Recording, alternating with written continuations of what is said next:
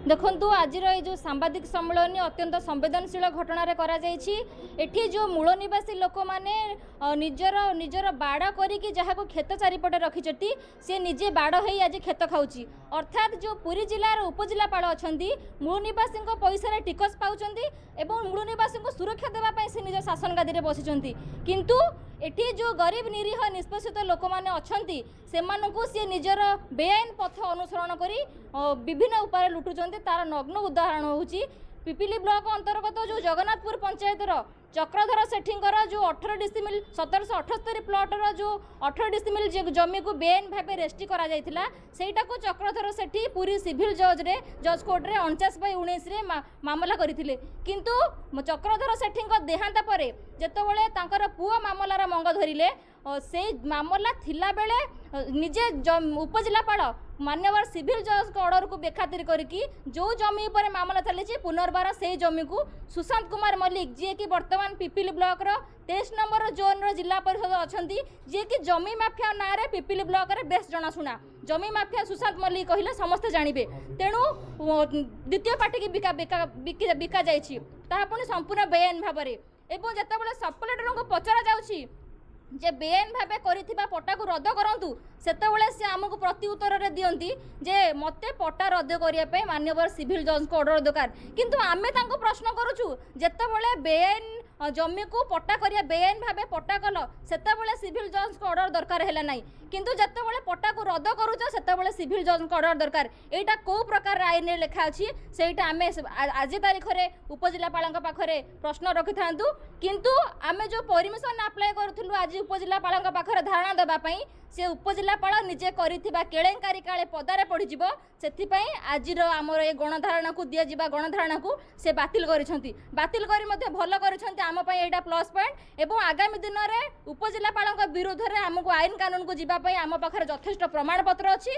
जदि एक मास भितर जो आमर दाबी रही सुशांत मल्लिक जो सब माने विगत 8 वर्ष भीतर जो परमिशन 60 रु ऊर्ध्व परमिशन नहीं से परमिशन रो एकता नकल आमको दरकार एवं जो बेआईन भाव पट्टा कर 1778 प्लॉट रो जमी को पुनर्बार बेआईन भाव सुशांत मल्लिक नाम रे पट्टा करा जायछि से पट्टा को तुरंत रद्द करंतु नहले जो संगठन आगामी विगत दिन में कौन करिछि एवं आगामी दिन में कौन करिवो ताहा जिला प्रशासन एवं राज्य प्रशासन को बेस भल भाव में जना ए मूल निवासी को 1500 वर्ष धरिक मोगल शासन करते एवं 200 वर्ष धरिक इंग्रेज शासन करते किंतु से माने एमानकर जमी 2 डिसिमिल कि डिसिमिल नहीं नांती किंतु एबे जो मानकु शासन गादी रे बसई मूल निवासी माने निज टिकस पैसा रे तांको दरमा भेटी दउचंती से माने एमानकु जमी को लूट करिया पई गोटे विराट षड्यंत्र ओडिशा रे चलैछंती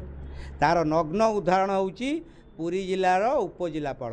जीए को माने सिविल जज कोर्ट रे केस थाई जमी को 2-3 थर किଣା बिका करी पट्टा करिसंती एवं जो जमी मालिकर दस्तखत को जालियादी करा जाइछि एवं आरटीआई मागिले निज कार्यालय को डाकी वर्तमान तमर पट्टा को मु कैंसल करदेवी तुम टे बंचई दियो कारण जो लोक ना रे पट्टा अच्छी 8 मास भितर से 60टा परमिशन नहीं प्रश्न उठुची एटी क्राइमब्रांच तदंत हो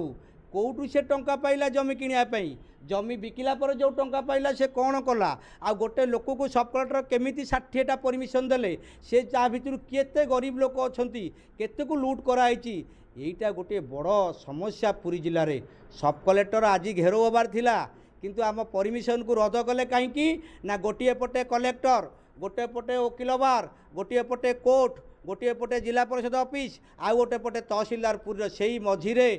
आईन जानिथिबा लोकों मझिरे आज आंदोलन है सबकटर कथा आलोचना होता से कहले कौन ना सिविल जज जदि मते लिखित आकार देबे ताले मु पट्टा को कैंसल करी पूर्वर प्रतिश्रुति को प्रतारणा कले सिविल जज कौटी लिखिकी देबे कौ आईन रे लिखाई से आईन रो पाठ आज पढ़ाई था से आज आम परमिशन को रद्द करी बहुत भल कर आगामी दिन में